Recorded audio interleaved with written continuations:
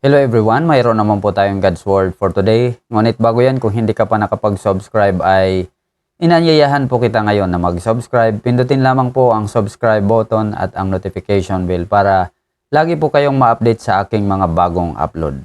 Nais ko ring pasalamatan, batiin ang aking magiliw na tagapanood, Luzon, Visayas at Mindanao at maging sa ibang bansa at sa mga subscribers at sharers maging sa comment section. Salamat po ng marami sa inyo. God bless po.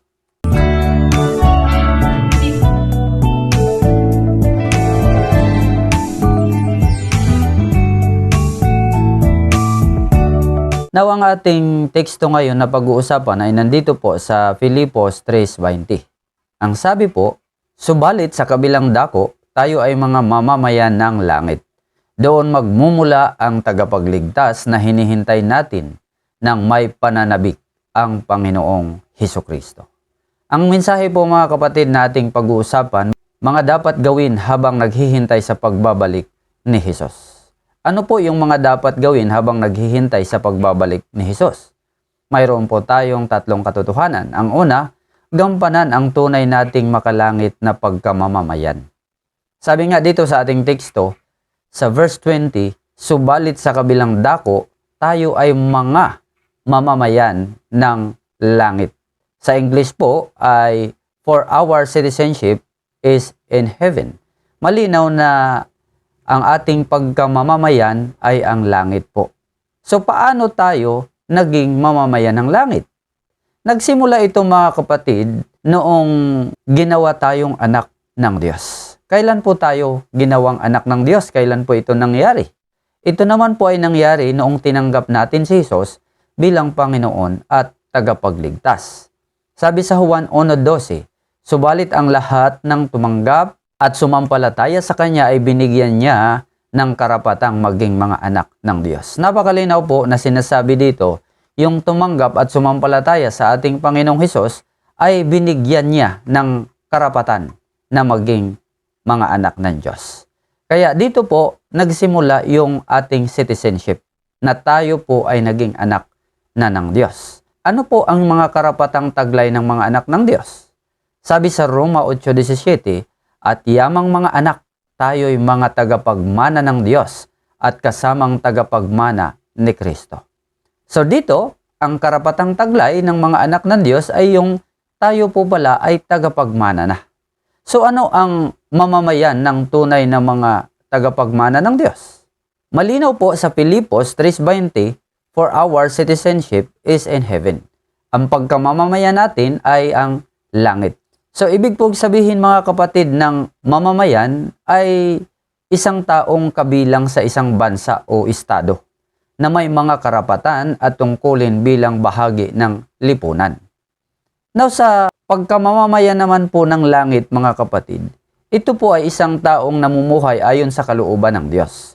May pananampalataya at itinuturing ang langit bilang tunay na tahanan, hindi lang ang mundong ito. Now, dahil ang ating pagkamamamayan ay heaven, sa makatwid ay ang kaharian ng Diyos. Dapat tayong mamuhay, kumilos at sumunod sa mga patakaran at kalooban ng hari o presidente ng kaharian.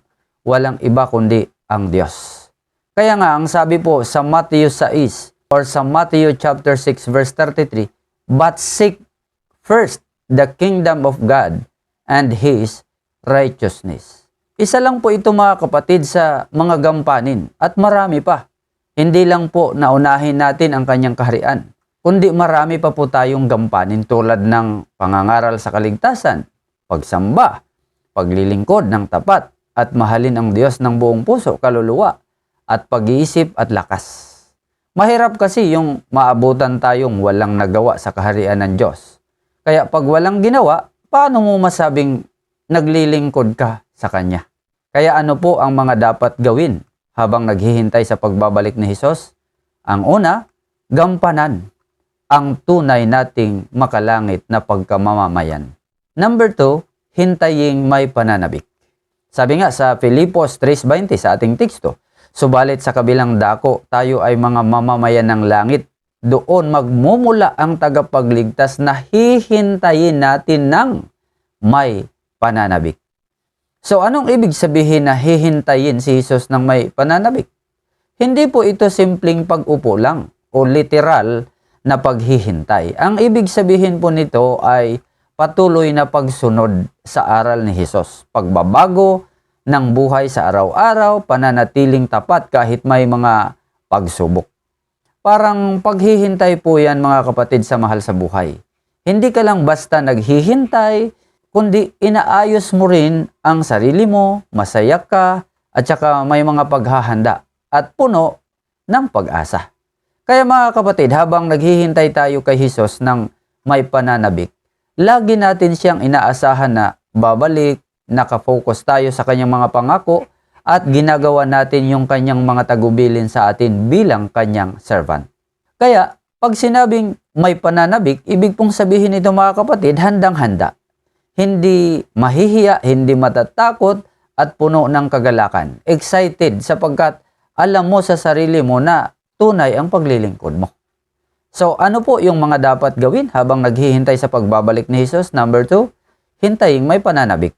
Number 3, laging isipin na ang ating tagapagligtas ay babalik sa takdang panahon.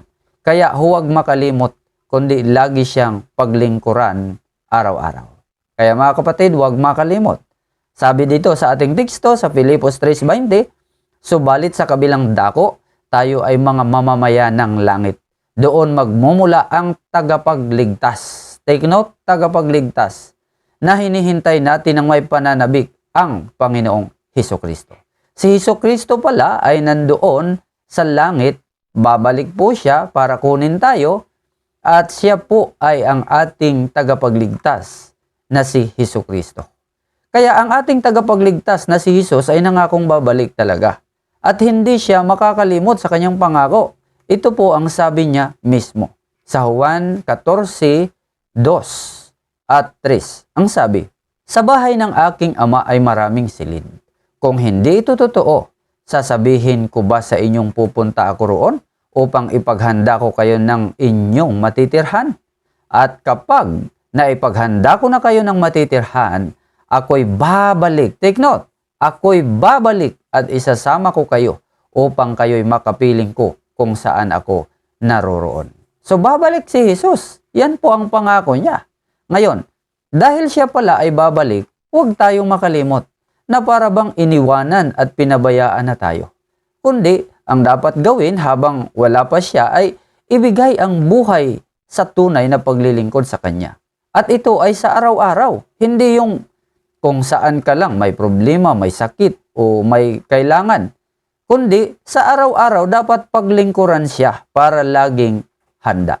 Tandaan po natin mga kapatid, bagamat nangako si Jesus na siya babalik, hindi naman siya nangako kung kailan o anong buwan o araw o pitsa. Maaring ngayon na, maaring bukas o maaring next week, next month or next year. No one knows mga kapatid. Kaya dahil walang nakakaalam, kailangan ay always ready. Dahil sa buhay na walang hanggan, sa langit na inihanda ng Diyos para sa atin sa takdang panahon ay napakagandang lugar po niyan. Na doon ay wala ng pagdalamhati, wala ng pag-iyak at kamatayan. Kaya tandaan, ang laging ready ay palatandaan ng hindi pagkalimot, kundi ang laging handa sa paglilingkod sa araw-araw. So ano ang mga dapat gawin habang naghihintay sa pagbabalik ni Jesus? Ang una po, gampanan ang tunay nating makalangit na pagkamamamayan. Number 2, hintayin may pananabik. At number 3, laging isipin na ang ating tagapagligtas ay babalik sa takdang panahon. Kaya huwag makalimot, kundi lagi siyang paglingkuran araw-araw. Para naman po sa ating application, ang ating tagapagligtas mga kapatid na si Jesus ay tiyak na babalik sa takdang panahon. Ibig sabihin, kukunin niya yung lahat ng mga mananampalataya sa Rapture Day. Walang maiiwan kung tunay na mananampalataya ni Jesus. Habang tayo mga kapatid ay naghihintay kay Jesus, dapat mas lumalim palalo ang koneksyon at relasyon natin sa Kanya. Mamuhay tayo sa Kanyang mga plano at mga pamamaraan. Lagi natin siyang sundin at paglingkuran. Tandaan, hindi tayo habang buhay natitira sa mundo. Temporary lang tayo dito. Kahit anong kakaiwas sa Kanya, hindi pa rin tayo makakatakas sa Kanya sapagkat lahat haharap kay Hesus sa araw ng paghuhukom. Ang ating mithiin ngayon ay ang panabikan ang nalalapit na pagbabalik ng ating Panginoong Hesus. At lagi dapat tayong handa. Naway mayroon po kayong natutunan sa ating napag-usapan. Salamat po sa inyong walang sawang panonood, pakikinig. Pagpalain po kayo ng ating Diyos at magkita-kita naman po tayo para sa aking mga susunod na video. Salamat po. God bless everyone.